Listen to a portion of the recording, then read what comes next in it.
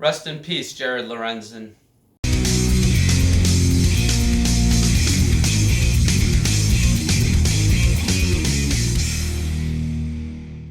Sean, WSRT Fitness, please like, share, subscribe, click the bell for notifications, and you guys know the rest.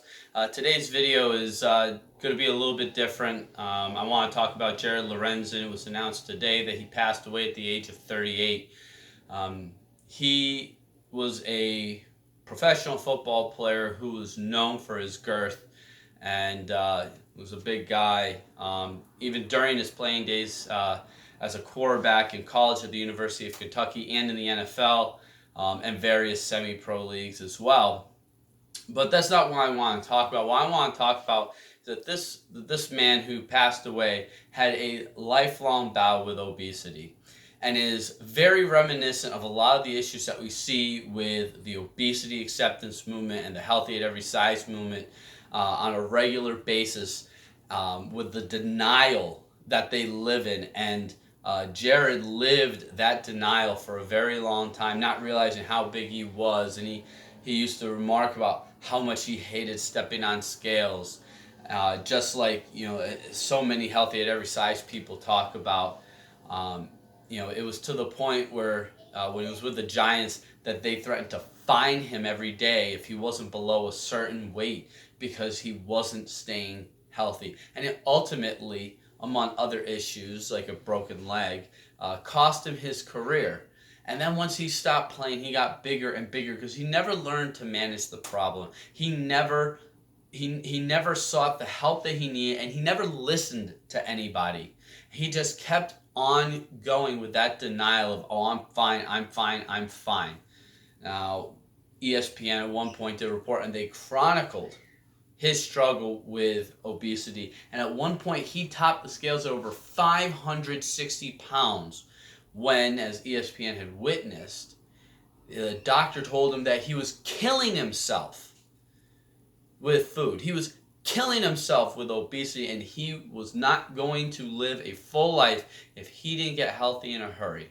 Over the course of a year following that, he lost over 100 pounds. And after that, seems that it had stalled for much of the last year. These are the kinds of problems. Now, this man died from an acute infection that was complicated by heart and kidney problems. All obesity-related disorders. Obesity killed this man, and now there are two young children who, it was well known, he loved his children more than anything in the world.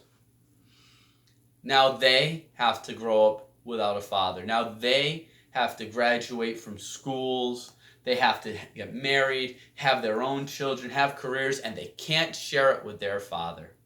And these are the kinds of reasons, these are the kinds of examples as to why I chose to get healthy and why everybody in that body positivity movement, all the people in there in extreme denial like Tess Holliday need to really look in the mirror, because I know Tess Holliday out there has kids. Now, she doesn't know who I am, and that's okay. I'm nobody. But I lost over 100 pounds for my kids, just like Jared did. Except my losing 100 pounds gets me to almost a normal BMI. He was still over 200 pounds. If my math is correct, somewhere around 230, 240 pounds away from a normal BMI. He had to lose another obese person to no longer be an obese person. And this is where the sadness comes back into when you're remembering the kids grew up seeing this unhealthy relationship with food and how it killed their father. And now, because they were probably shown that everything is solved by another piece of cake, or we can just go to the drive-thru and not have to sit here and deal with it, it's going to be so hard for them, especially without the guidance that their father could have provided for them. But now he's not around because of obesity. This is the hardest video I think I've ever had to make, because he passed away trying to do what it is that I actually did. And now it still reminds me about how afraid I am to not be there for my kids, and why I want so badly to help every single one of you out there. There isn't a person in the world who I don't want to be healthier tomorrow than they are today.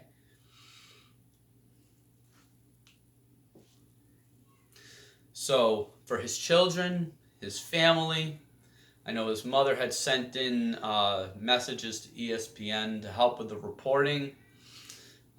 I know that they're grieving, and if by any chance they should see this, I want everyone in Jared's family to know that my deepest sympathies are with you. My deepest prayers are going to go for you. And I hope that the kids recover. I hope that you guys are okay. I know that you will never, you lost your father. You will never fully recover from that, but hopefully you can continue to grow up and lead a successful life. Because your father tried and he died trying.